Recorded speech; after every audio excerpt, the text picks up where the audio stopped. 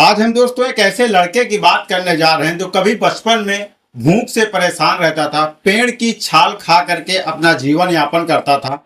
लेकिन आज की डेट में आपको पहले से पता होगा कि हुंडई प्रेजेंट टाइम में दुनिया की वर्ल्डेस्ट लार्जेस्ट कंपनी है, जिसका मालिक चुंग जू यंग है। ये इनका बचपन बहुत ही संघर्षमय रहा। एक आम आदमी जिस तरीके से अपना जीवन यापन करता है और उससे परेशान रहता है, उसी तरीके से ये भी थे। ये अपनी जिंदगी में बहुत सारी यातनाएं झेले, कई बार ये फेल हुए, लेकिन फिर से इन्होंने उठ करके हार नहीं माना और फिर से अपना जीवन स्टार्ट किया और फिर से नई दिशा लिख दी। जितनी बार ये कहीं फेल हुए हैं, उतनी बार एक आम आदमी अगर फेल हो जाए तो वो सोचेगा कि मैं तो कुछ भी नहीं कर सकता। तो अगर आप कई बार जिंदगी में फेल हो चुके हो, हार मान चुके हो, परेशान हो चुके हो और आप आगे नहीं बढ़ पा रहे हो, आपको सक्सेस नहीं मिल पा रही है, तो ये स्टोरी आपके लिए बहुत ही उपयोगी है। चुंग जू यंग को अमीर बनने का सपना बहुत पहले से था। ये चाहते थे कि मैं अमीर बनूं और अमीर बनने के बारे में ये पहले से टीचर बनना चाहते थे। 1915 में इनका जन्म हुआ था और इनके 7 भाई बहन थे। इनके जो पिताजी थे आम किसान थे और पहले के जब की ये बात है तब लकड़ियां भी सेल होती थी, जैसा कि आपने पुरानी स्टोरी में सुना होगा।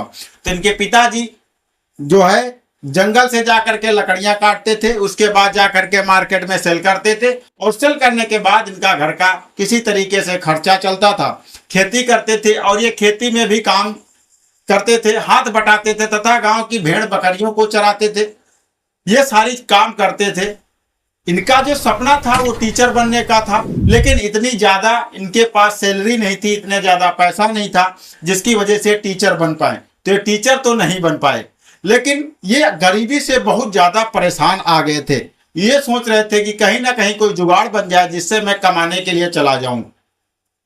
फिर क्या हुआ, एक बार इनके पास एक न्यूज़पेपर आया और न्यूज़पेपर में इन्होंने पढ़ा कि एक कंस्ट्रक्शन का काम चल रहा है। इनके नियरेस्ट एक कंस्ट्रक्शन का प्रोजेक्ट लगा हुआ है, उसमें कुछ लेबर की आवश्यकता है। बस ये क्या किए, पहली बार 1932 में घर से चुपके से भाग गए। और जब फर्स्ट टाइम कोई लड़का घर से भाग जाता है तो सभी लोगों को पता होगा कि कितना ज़्यादा पेरेंट्स परेशान होते हैं। पेरेंट्स इनके बहुत ज़्यादा परेशान हुए, माता पिता बहुत ज़्यादा परेशान हुए, इनको ढूंढना स्टार्ट किया और कुछ ही दिनों के बाद इनको वहाँ से ढूंढ लिया। ढूंढने के बाद इनको फिर घर लेकर के आया और उनको समझाया कि ऐसा मत करो, मैं तुम्हारे पेट भरने का काम यहाँ पर कर ही लेता हूँ, हम लोग कमा लेते हैं भैया, जितनी चद्दर है उतना ही पैर फैलाना चाहिए, तुम्हारा सपना नहीं पूरा होगा।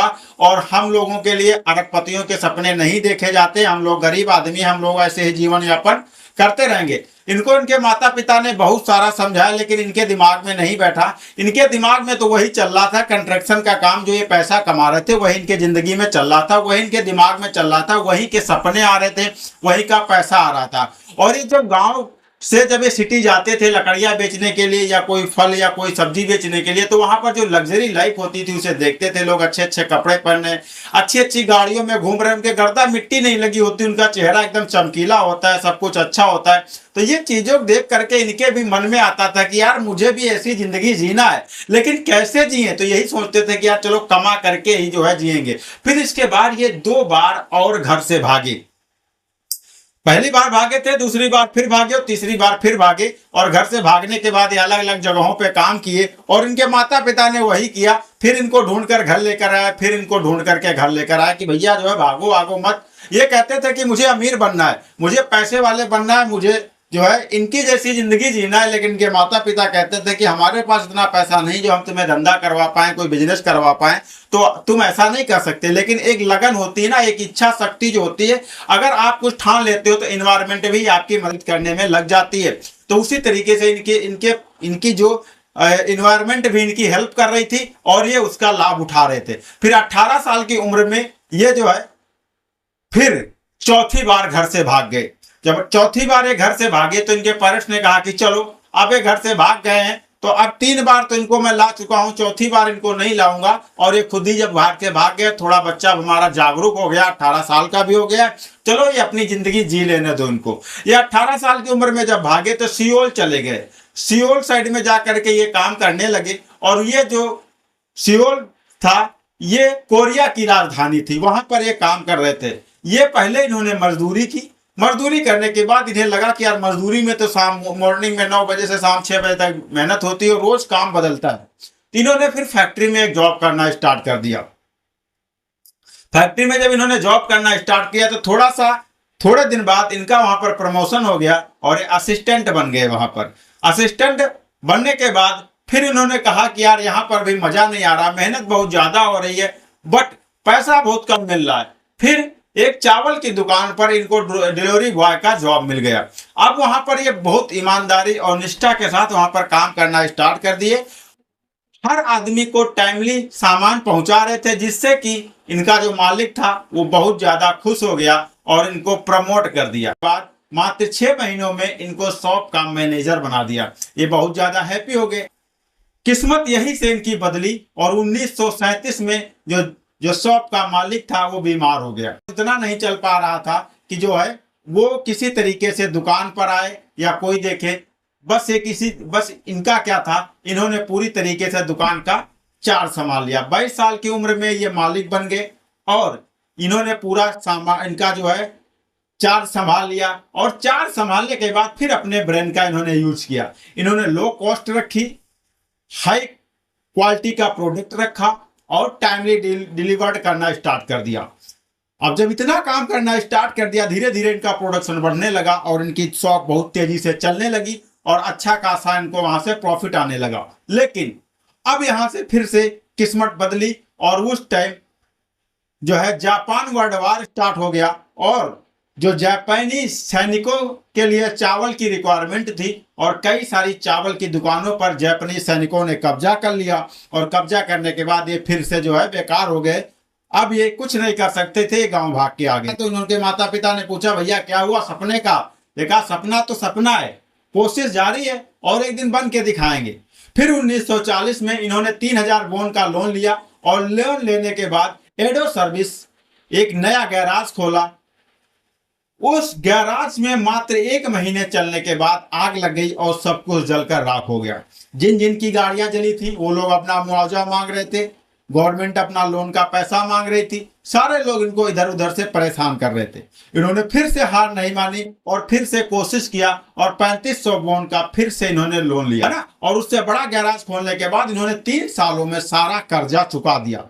फिर ये गए गांव जब पहुंचने के बाद माता पिता ने सोचा कि फिर से बेटा कुछ ना कुछ करके आया होगा, लेकिन तब ये गए और माता पिता से अपने बोले कि चलो मेरे साथ, अब तुम मेरे साथ वहां पर जाकर के सिटी में रहोगे, लग्जरी लाइफ जियोगे। अपना माता पिता को मना करके किसी तरीके से वो सिटी में लेकर के आए। और इनके पास जब इन्होंने गैराज खोला था तो 1 एम्प्लॉय था, धीरे धीरे 80 एम्प्लॉय हो गए। फिर क्या हुआ, फिर से इनके साथ प्रॉब्लम हुई। जापानीज सरकार ने गैराज को एक स्टील प्लांट में मर्ज कर दिया जो हथियार बनाती थी जापानीज गवर्नमेंट के लिए। ये फिर से जो है बेरोजगार हो गए। इनके साथ फिर से किस्मत ने खेल खेला और ये फिर से गांव माता पिता के साथ वापस आ गए, रोज का काम करने लगे। अब क्या था, लेकिन एक चीज इन्होंने की थी जो आज की डेट में हमारा यूथ नहीं करता है। इन्होंने सेविंग कर रखी थी, 50,000 वॉन की सेविंग कर रखी थी। फिर ये 50,000 वॉन जो इनके पास सेविंग था उसका इन्होंने 1946 में सेकेंड वर्ल्ड वॉर का अंत होने के बाद सियोल में वापसी हुई और गैराज फिर से इन्होंने ओपन किया। और जब फिर से इन्होंने गैराज ओपन किया तब उसका नाम चेंज किया और उसका नाम रखा हुंडई मोटर सर्विस। यही से हुंडई की स्टार्टिंग हो गई। हुंडई मोटर सर्विस इन्होंने रखा। फिर यूएस के ट्रक रिपेयरिंग का इनको काम मिल गया। अब यहां से इनके यूएस से जो है संबंध मजबूत होना स्टार्ट हुए। छोटा सा एक कॉन्ट्रैक्ट मिला कि सैनिकों की ट्रक रिपेयरिंग का काम जो है ये करेंगे। इन्होंने कॉन्ट्रैक्ट ले लिया और ये वही काम करने लगे। 1947 में सियोल सर्विस की स्थापना हो गई। सिविल सर्विस की स्थापना इन्होंने की और वहां का जो कंस्ट्रक्शन का काम था ये लेने लगे, क्योंकि सैनिकों के लिए घर बन रहे थे वहां पर और भी कॉम्प्लेक्स बन रहे थे, कुछ कैंटीन्स बन रही थी। इन्होंने देखा और इन्होंने सोचा कि ये काम तो अपने हाथ से नहीं जाने दूंगा और ये काम तो मैं करके रहूंगा और यहाँ से प्रॉफिट भी आएगा। इन्होंने काम करना स्टार्ट किया, कुछ में नुकसान हुआ कुछ में प्रॉफिट हुआ, लेकिन ये जो जुटे रहे उसी में और काम करते थे। फिर क्या हुआ, 1947 में हुंडई सिविल सर्विस की इन्होंने स्थापना कर दी और कॉन्ट्रैक्ट ले लिया और काम करना स्टार्ट कर दिया। दोबारा से फिर से प्रॉब्लम हुई और फिर से इनको वहां से भागना पड़ा। भागने के बाद ये फिर से वहां से जान बचा करके किसी तरीके से भागे, और साउथ कोरिया से युद्ध हो रहा था उस टाइम पे। तो साउथ कोरिया का जो है यूएस साथ दे रहा था, तो साउथ कोरिया को अपने आर्मी के लिए वेयर हाउस की आवश्यकता थी, टेंट की आवश्यकता थी, आर्मी हेडक्वार्टर की आवश्यकता थी। तो इन्होंने क्या किया, उसका कांटेक्ट ले लिया, और उनका कांटेक्ट लेने के बाद ये वहां पर काम करना स्टार्ट कर दिए। अब धीरे धीरे जब यूएस से जुड़ करके काम कर रहे थे, काम बार बार कर रहे थे, तो यूएस का जो भरोसा है धीरे धीरे जीतते रहे। फिर 1960 में ये कार रिपेयरिंग का काम फिर से स्टार्ट किया, और फिर से स्टार्ट करने के बाद फिर वहां के यूएस गवर्नमेंट ने और कोरिया गवर्नमेंट ने मिल करके जो है एक सर्विस लॉन्च की, जहां पर यह बताया गया कि अगर यहाँ पर आप मैन्युफैक्चरिंग यूनिट डालना चाहते हो तो किसी के साथ मर्जिंग करके मैन्युफैक्चरिंग यूनिट डाल सकते हो। इन्होंने 1967 में हुंडई मोटर्स की शुरुआत की, और हुंडई 1968 में फोर्ड के साथ उन्होंने पार्टनरशिप किया, और 6 महीने में सबसे बड़ा प्लांट एक खड़ा कर दिया। ये दुनिया का सबसे बड़ा प्लांट है, 1.6 MN यूनिट प्रोडक्शन यहाँ पर होता है, और इतना बड़ा प्रोडक्शन कहीं पे नहीं होता है। 75,000 हाईली क्वालिफाइड स्किल्स यहाँ पर हर साल काम करने के लिए आते हैं। 1969 में जो है सारा प्लांट इनका चौपट हो गया, और बाढ़ आई और सब कुछ इनका डूब गया। फिर से उन्होंने क्या किया, उस प्लांट को ओपन किया, और ओपन करने के बाद इनके साथ फिर से एक प्रॉब्लम हुई कि इन्होंने जो गाड़ी नई लॉन्च की वो अपने नाम पर लॉन्च कर दी, जिसकी वजह से फोर्ड को बहुत ज्यादा तकलीफ हुई, क्योंकि फोर्ड का नाम कहीं आ नहीं रहा था। तो उन्होंने अपना पार्टनरशिप खत्म कर ली, और जब पार्टनरशिप खत्म कर ली, ये फिर से रोड पर आ गए। इनके पास कार मैन्युफैक्चरिंग यूनिट नहीं थी। अब ये करते तो क्या करते, फिर उन्होंने कई सारे 2-3 जगह पर ट्राई मारा, कई सारे लोगों से बात किया, लेकिन सारे लोग ठुकरा दिए। इन्होंने हार नहीं मानी, और एक ने इनका जो है प्रपोजल एक्सेप्ट कर लिया। फिर इन्होंने क्या किया, बेस्ट क्वालिटी की टीम बनाई, और टीम बनाने के बाद एक अच्छा सा high skilled qualified CEO hire किया, और उस सीईओ इनके कंपनी में आने के बाद उन्होंने 5 और इंजीनियर हायर किए। वो 5 इंजीनियर हायर करने के बाद उन्होंने 1975 में एक पोनी हाईली सेल जो है 4 व्हीलर लॉन्च की। देखते देखते उसने वहां का 60% हिस्सा कवर कर लिया। इन्होंने सोच बड़ी रखी, बड़ा सोचा, और साउथ कोरिया व कनाडा व फॉरेन मार्केट ऐसी कई सारी जगहों पे इन्होंने अपना कब्जा जमा लिया, अपना पैर जमा लिया। ये अमेरिका में अपना बिजनेस करना चाहते थे, वहां पर इन्होंने हुंडई एक्सेल रखा 1986 में। यहाँ पर 5 साल वारंटी के साथ इन्होंने जो है एक हुंडई एक्सेल लॉन्च की, और बहुत तेजी से गाड़ी बिकने लगी। 1,70,000 की गाड़ी बेची, और 1987 में 2,60,000 रुपए की इन्होंने गाड़ियां वहां पर बेच दी। अमेरिका के लोग थे, वो सेकेंड कार खरीदते थे, लेकिन उन्होंने कहा जो आप सेकेंड कार खरीद रहे हो उसी रेंज में हम आपको टॉप फर्स्ट कार देंगे, और वो भी 5 साल गारंटी वारंटी के साथ। और उसी से इनकी जो है चल पड़ी, और वहीं से आज की डेट में हुंडई मोटर्स बन चुकी है। तो इस स्टोरी से आपको 5 चीजें सीखनी चाहिए। पहली चीज, आपको हार नहीं मानना है। दूसरी चीज, कोशिश लगातार जारी रखना है। तीसरी चीज, अगर आपको अपॉर्चुनिटी कहीं मिल रही काम करने की, तो ये मत सोचो कि मुझे ये आता नहीं है। किसी न किसी को तो आता होगा, उसे हायर करो और काम शुरू करो। बिना पढ़ा लिखा आदमी, अनएजुकेटेड पर्सन ने हुंडई की स्थापना कर दी, और आज की डेट में वर्ल्ड की लार्जेस्ट टॉपेस्ट कंपनी बनी हुई है।